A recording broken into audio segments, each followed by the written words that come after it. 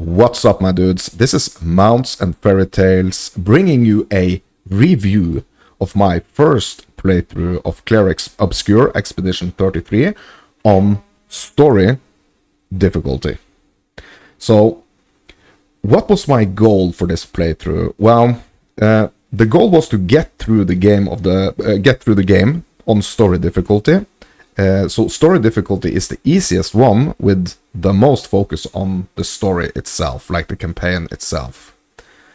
And the time it took me to complete the story was about 25 hours.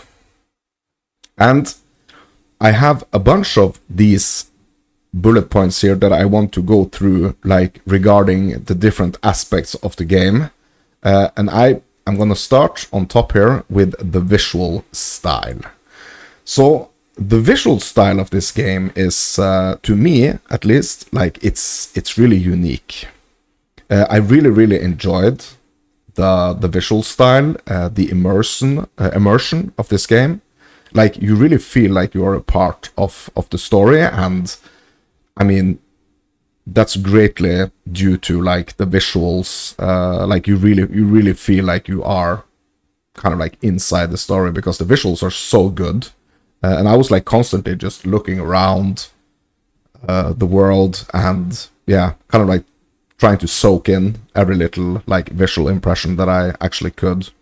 Also the enemies, the monsters that you fight and the bosses that you fight also has really interesting visual style. So moving on to the effects here. So effects here when it comes to the graphics. Yeah, and also one thing that's that needs to be said is that I was playing to make my computer perform at the best, in the best possible way during this playthrough. I was playing on low settings, so even though I was playing on the lowest of settings, the visual style was stunning, and also the visual effects are also really stunning in this game. So either if you are like in a cave. No spoilers. If you are in a cave, or if you are like in a forest, in the woods somewhere, it's like the effects are so good, makes you feel like you're in this magical world. Like that's all I can say. You are kind of limited. So we're gonna move on to the world design here. So you are kind of limited to these spaces. So it's not like an open world sandbox where you can kind of like go wherever you want. You are kind of limited when it comes to like, I mean, there are certain little places you can go, you know, to get some to find some little treasures and secrets and stuff, but I mean, it's not a great focus on that, I think. But the world design is just amazing. Like you really feel like Lumiere and the towns you go to and the continent, you really feel like this is an actual place. So when I'm thinking about next time I'm gonna be playing this game, I'm already thinking, yeah, I'm gonna go to this place that already exists, you know. So world design is just amazing. It's just utterly beautiful. Okay, so we're gonna be moving on to the sound and the music. And particularly the score quality here. That's our next point here. So the score quality of the music in this game is also, I mean, it's so good. It's so good. And it's a huge part of the story. As soon as you like press play on this game, it's you just instantly get this like title theme playing, and I mean you're just in there, you know. So the music really pulls you into the game, I feel, in this game. Moving on to the voice acting here. So voice acting is also really good. So the game is based around also a lot of voice acting. The story elements and like the dialogue between these different characters that you're playing, it's super important. So the voice acting obviously is gonna be super important, and it's really, really good. So I'm not checked into like who is actually voicing. I know that this one guy that did Gollum in Lord of the Rings, he is actually playing Renoir. But other than that, I've not looked very much into who is voice acting. I'm just giving my straight up review after one playthrough, going through these points right here. Voice acting, really, really good. Okay, so we're moving on to the sound effects. Sound effects are also super good. So if we think about it, like, okay, so when are you encountering the sound effects? I mean, you're encountering sound effects all the time. So either it's like the fighting, or if it's just you out in the world, just like the ambience of your zone or the area that you're in. Really, really good. Everything is really, really good. Nothing made me think that there is anything wrong with the score quality, the voice acting, the sound effects. Only thing I was thinking was that, wow, this is a proper piece of work right here. Okay, so up to the gameplay, my dudes, and this one is quite interesting. So let's move on to the controls here. So what you're doing in this game is that you are kind of like moving from point to point. You are doing that real time. Like you are controlling the movements of your character, and you are moving in a party. You can switch between the different people in your party at any time. So you just choose who is going to be the one that's kind of like running from one point to the next. And as you are running from one point to the next, you can also pick up these little loots that's spread around. It's not a lot of them. I kind of like wish that there were more. So one of the things that I thought was a little bit underwhelming is the fact that when you encounter all these like boxes and like barrels that's around the world, like there is nothing in them. And if there is something in them, you can actually see it before you're breaking it. So yeah, that's something I really enjoy. I'm a big fan of like hack and slash. So I really enjoy like getting the feeling that if you break something, it's actually something's gonna fall out, you know? Okay, but the controls, so I was playing with a controller, and I've also heard that a lot of people prefer to play this game on the controller. So either if you're playing on consoles or if you're playing on PC, I mean, the best way, I think, also is with a controller, to be honest. Okay, so moving on to the mechanics of the gameplay here, and yeah, so this is a turn-based, there is a turn-based combat system in this game. And you would think, like, so this is pretty much like one of the, I think it's like the first turn-based combat game that I have like really decided to cover in this way, as I'm doing now. So I've not been playing like a lot of turn-based games, to be honest. Did play some Final Fantasy back in the day, but that's like many years ago. So this turn-based combat has been really refreshing to me, I think. Really refreshing. It's a totally different way than, you know, just hack and slash, just get from point A to point B. So I found myself in a couple of situations where I was kind of like thinking hack and slash, just get as quickly as possible from point A to point B. But when you start to appreciate the combat mechanics in this game, the turn-based combat mechanics, you really start to enjoy the different attacks, like the animations of the different attacks that you can do. You have to think in a totally different way. It's not like if you don't heal in a split second, you're gonna die. It's more like if you don't think about the fact that you should at some point be healing before the enemies on, like, your opponents are gonna be able to drain your life pool to zero. If you don't think about that from the very beginning, you're gonna have problems. So really interesting, without spoiling too much. But the combat mechanics in this game, they are described as addictive by some people. Like, some people are saying that the mechanics are addictive. The combat mechanics are addictive in this game. I mean, it's one of the most fun parts And I'm going to come back to that because that's one of the things that I actually have some, something other than just utterly positive to say about. Anyway, let's move on to the replayability, my dudes. So the replayability of this game, so I've only done one story playthrough. Replayability in this game has quite a set of different varieties, to be honest, like different things you can do. So where I left off, because I had to start my next game for my next recordings and my next review, one of the things that I was left with was that I did not do a lot of the side quests. I did not do like a lot of the side content. I mainly did the main things, and that was also the goal of this playthrough, to kind of like get through the game, see the end boss, and the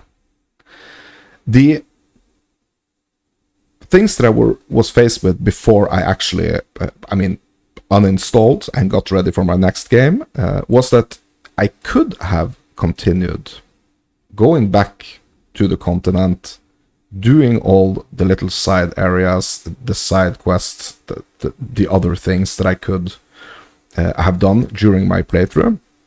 But that's one of the things that makes me kind of excited to go back to this game and play again at a later point, because I did not see everything. Also, there was quite a huge thing at the end, which I'm going to get to on the next point here of this, the story review. There are different endings, kind of. You can choose at the end. You can choose to go either one or the other way. I do not know what's going to happen if I went the opposite way, or I did the opposite choice. But that also makes me think, that was one of the things that I was thinking about at the very end, was like, oh my god, what if I actually made the wrong choice here? Right? Replayability also, in this game, it has a new game plus system, so you can also do that. So you can either just continue playing and leveling up and going to these different areas and fighting these different monsters in, or I could have done that in my story playthrough. But you can also do a new game plus. So that's going to give you like more rewards, and you're going to be able, it's going to be harder, but you're going to be able to like, play through the campaign once more. You can also look at replayability this way, that you could actually do a new playthrough on the different difficulties. So you have two more difficulties. You have the story one, which is like the easiest one, the one that I played. You have the expeditioner, which is a bit more challenging, and then you have the expert. So you can play on these three different difficulties. Also playing on the two other ones that I didn't play on could be like a big incentive for me to actually go back and play it again. But we have to get through these points, my dudes, so we're gonna move to the story. And I mean, what a freaking story this is. This game took me back pretty much to like my younger days, or like to my childhood. So I'm not that old, honestly. I'm not that old. I'm like in my late 30s. But the story of this game took me back to when I was experiencing like the greatest stories and, I mean, movies and books that I either was read, like someone read them to me, or I was reading them myself, or watching movies. This game was an experience that made me think, like, I'm gonna remember this. This is something I'm really, really gonna remember. It's like this, the story of this game is such a great story. It's like an epic adventure. It's perfect for my channel here, the amounts of fairy tales. I mean, the fairy tale of this game, or like the fairy tale aspect of this game is really, really something good. So without spoiling, let's move into the plot depth. So plot depth here, you are constantly from like the beginning to the freaking end of this game, you are met with these plot twists. So the oh my gosh factor of this game is huge. I mean, there was no way I could like have foreseen a bunch of the things that I encountered. And just getting that feeling of like, oh my god, what's happening now? Is this really happening? Oh no, this can't be happening. You know, those types of feelings, like the immersiveness of the game, like you really feel like you are inside the story, really comes to life with the plot depth of this game. We have the characters. So you have a few main characters, so to say. So there are some characters that you really get to know through this campaign, and you almost kind of like feel that you get to know some of them because you can kind of like relate to certain aspects of the characters, and all of the characters has like different things that you can actually relate to. So the characters are also like really well done in this game. Some are not as deep, you could say. Some are not as deep as the others, but you are supposed to be able to build like these relationship levels and stuff with the other characters as well if you keep playing past the campaign, I guess. But that I never got to that point, so that's something probably that's also gonna like make this like even deeper. Okay, so we're getting to the pacing of the story. So how I experienced the pacing was that there was always this next objective, this next thing that I had to that I was kind of like looking forward to discovering. I think the pacing is really good because especially towards the end, I was thinking like, okay, now this is probably the end, right? And it wasn't the end. And I was thinking like that like multiple times. I was thinking, okay, surely this has to be the end. This has to be the end. And that wasn't because I was how to say it. It wasn't because I was like looking forward to the end. I was just so damn curious about like what was coming next, pretty much. Pacing, I think it's really good, but I was playing on the easiest difficulty, so I think bumping it up from like just a straight up story, one difficulty up to Expeditioner, would probably make the playthrough feel a little longer, because there are going to be things that are a little more challenging in a little harder difficulty. But experiencing the amazing fights and experiencing the mechanics and all the different attacks from the different characters, just super fun. I think the pacing in this game is really good. Moving on to the fun factor, my dudes. So, fun factor is going to be defined by three different points here. It's going to be personal enjoyment, surprises, and immersion. So, personal enjoyment, to me, if I were to rate this like 1 to 10, I mean, this is a 10. This is an absolute 10. The personal enjoyment in this game, for me, was huge. Super interesting. Like, the feeling that you can go deeper, you can kind of like, yeah, peel the top layers off and go a little deeper, but you don't have to.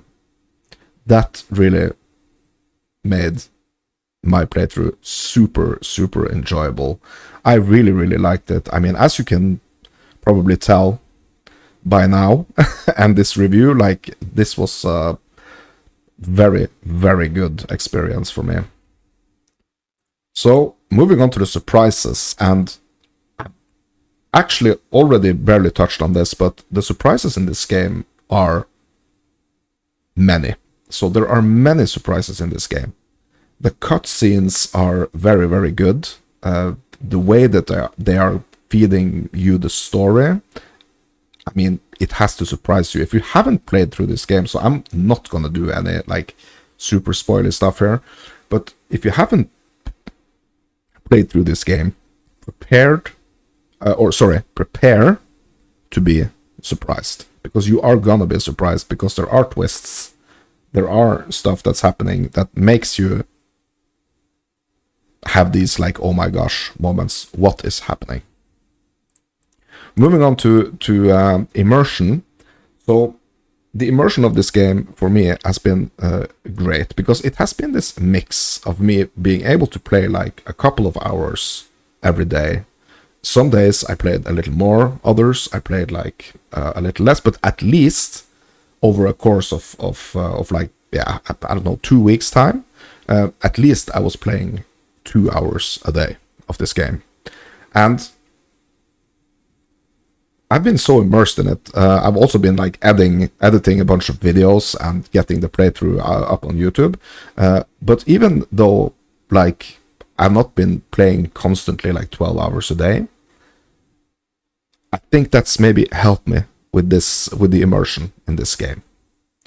So kind of like getting these little natural breaks, just like stepping away from the game, like not playing too much every single day, but get in, play a couple of hours, record a couple of sessions, and I mean the immersion has been really, really great. I've been wondering when I've not been playing, I've been wondering, like I've been wanting to kind of like get back into the game and see what happens. So immersion, top notch. Moving on to the innovation here. So as I said, starting this review here, I've not been playing a lot of these turn-based games up until this point. My plan is to definitely play more of them, but at this point I've not been playing a lot of them. So I'm gonna have to compare it to other games that I played, other single-player games, other ARPGs, RPGs that I've been playing. So the unique features of this game, I mean, it has to be the story. The story is so freaking great. Like I was thinking, is Expedition 33, is that actually like a book? Like did some type of famous writer actually write this story, and it's like a super well-known story that was kind of like made into a game? Because that's really how it feels.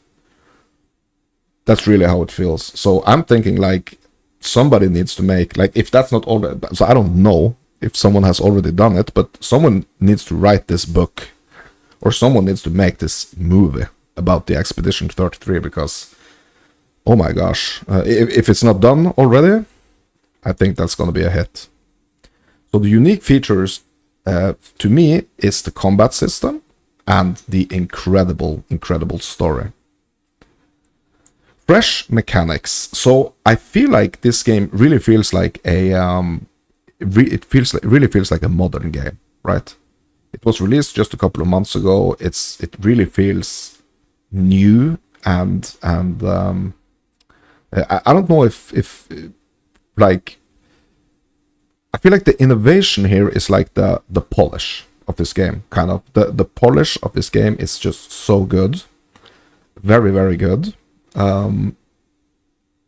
So that's kind of like the greatest mechanics in this game. I mean, it's the combat system, which is refreshing. It's a little different than what I am used to. It requires more strategy, more thinking, like each single fight, but it wasn't super difficult. Some fights were difficult before I kind of like understood how to set up my attribute points. But I mean, that wasn't any like rocket science or anything.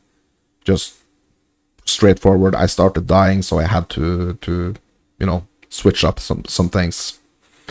Okay, so I'm not gonna dwell too much on this. I'm gonna move on to the balance and the difficulty. So, fairness in this game. So, I think the fairness is pretty good, at least on the story mode. So a huge part of the combat system is parrying and dodging. So if you are able to parry and dodge at the right points, you won't be hit as bad, you know? So if you really understand like how you can evade attacks, evade incoming attacks, you can spot the mechanics, I think it's quite fair. But if you're not able to execute those evades, those dodges at the right time, you will be punished. And I think that's fair. So moving on to the challenge. So the challenge mainly is understanding the different aspects of how you set up your character. That's kind of like the challenge here. Understanding that you need to be equipping these certain or using these certain skills at the right time. So that's kind of like the challenge. Challenge is spotting what's happening and how to react to what's happening. Not in a necessarily like a split second. I mean, the parrying and the dodging and those things, those are kind of like in a split second, but like in general, like remembering attacks from different encounters, remembering what you need to do, that's kind of like the most challenging aspect, I think, and also understanding how to set up your character properly for success. Moving on to the progression, so only at one time I felt like I was a bit stuck on the progression, but that was because I had put my attribute points in a little bit wrong. Like I've been focusing a little bit too much on one thing and just kind of like not caring too much about other things. But when I realized that I needed to balance that out, progression felt great. Okay, so we are moving over to the world design here, my dudes. So the map designs, they are good, but they are not very challenging. I felt, at least. Like the map design, you a couple of times I was kind of like getting a little bit lost, but I wasn't like way lost. So this is a game where you are kind of like being directed in a certain direction, right? So when you hit these little clunky like map designs where you are not quite sure where to go, it kind of like breaks up the immersion a little bit. So it's cool how you are in these situations where you kind of like have to grapple hook yourself from like one mountain to another one or like one building to another one. That's cool. But like the visual design is just simply stunning, but the like how you find your next objective is not necessarily like the greatest, to be honest. Okay, so exploration. As I said, like this is not an open world game, so you have a set course that you're on, you have a set objective. You can like press a button and you will see what your current objective is. You won't see like any side quests or anything like that. You will just see like the main objective, kind of like remind yourself what you're doing, but the exploration is not, I think, the greatest. It could be that, you know, after you finish the campaign and you go back out to the continent, that there's going to be more exploration, but I did not experience that. So I'm not gonna have any like particular strong opinions on that, to be honest. Just my what I experienced. And then we're moving on to the content variety, and here I have a couple of things that I want to talk about. So the potential of a game like this to have a lot of like different enemies, a lot of different animations, I mean, it's a great potential. So I feel like the game could have had to make the even like the story playthrough on the easiest mode, it could have had like a little more variety in the fights, for example. The fights could have been, you could have been like encountering a little more variety in the enemies that you are fighting. So I don't know how many like different monsters there is in this game up until this point. But there could have been more. So I'm coming like straight out of like Path of Exile 2. I've been playing a lot of Path of Exile 2 for the last year. And the variety of the monsters in that game is just like almost overwhelming, and it's gonna get like even more. So coming to a game like this where like the variety is not that great, it kind of like has its good things and its bad things. But I'm thinking like there could be more content variety here. But I'm also thinking like, oh my gosh, this game has such huge potential of like adding like DLCs, extra content, stuff like that to the game, which is going to be like new areas, I guess, like new islands, new places on the map that you can actually go out and explore. But this is my initial thoughts of just like the campaign playthrough. Let's move on here. Bugs and performance. Excuse me. I'm gonna have a sip of coffee.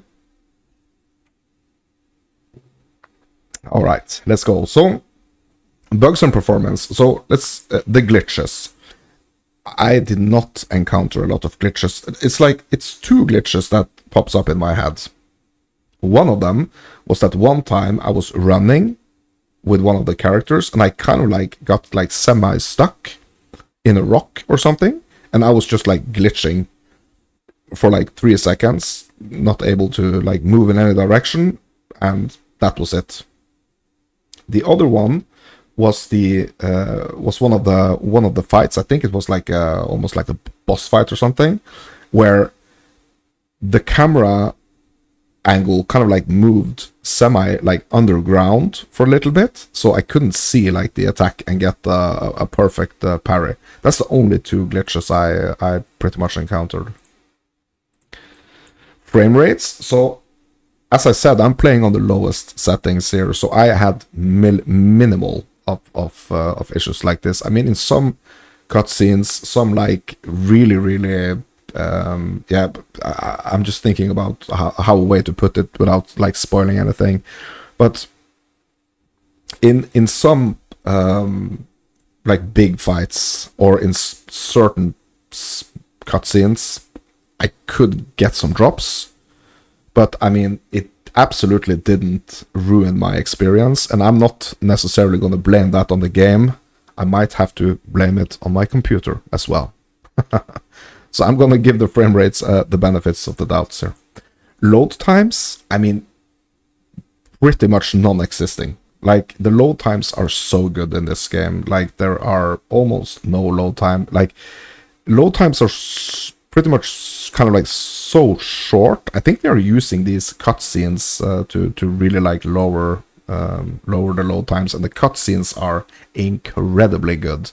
So you're not even thinking about the load times, in my opinion.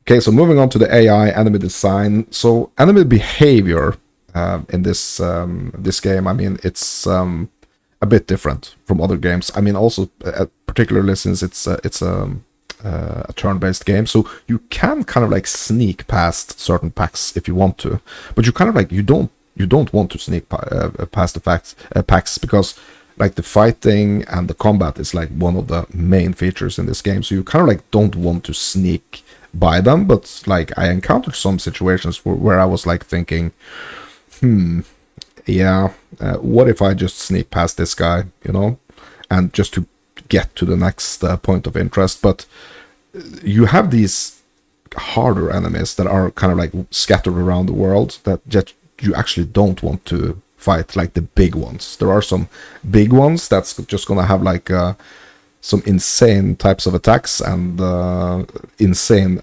health pools, and you just simply don't want to fight those like during the campaign.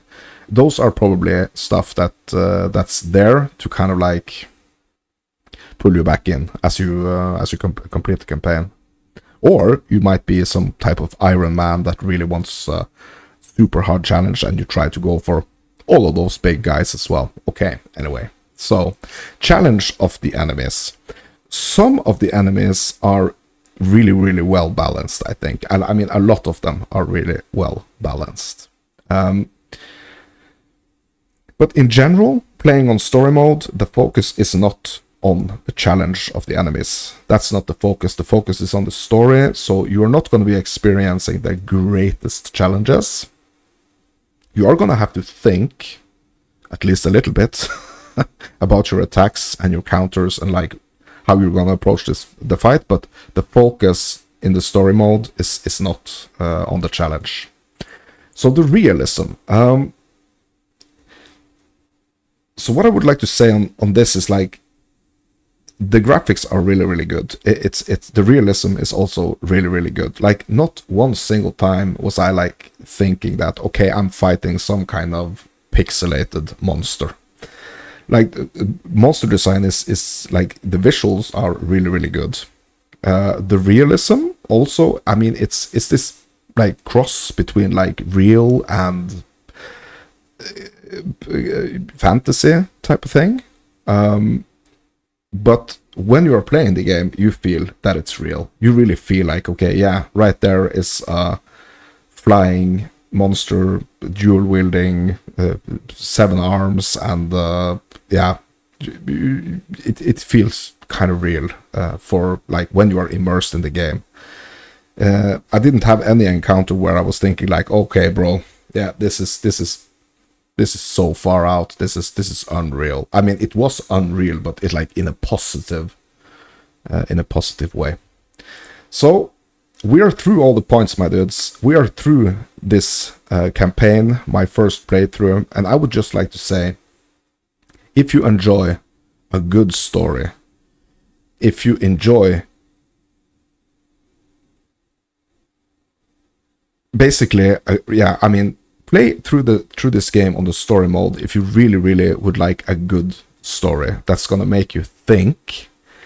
It's gonna make you feel a bunch of things. Like, it's been an emotional roller coaster, almost like kind of like being in a fantasy movie, kind of like playing the characters in the movie, but in a little different way that I'm used to, because turn-based is not something that I'm very used to.